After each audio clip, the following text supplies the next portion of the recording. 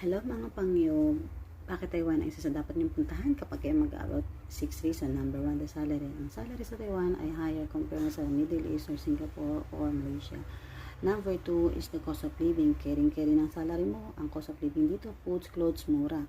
Number 3 is the people. Ang mga tao sa Taiwan mostly are kind. Hindi ko sinasabing lahat pero mostly kind. For almost 10 years ko na nag-stay dito or nag-work, mostly sila ay very kind at mahilig sila mag-appreciate. You always hear to them, she means thank you, mapabata, mapamatanda. Saan ka magpunta? North, East, South, West, here dito sa Taiwan.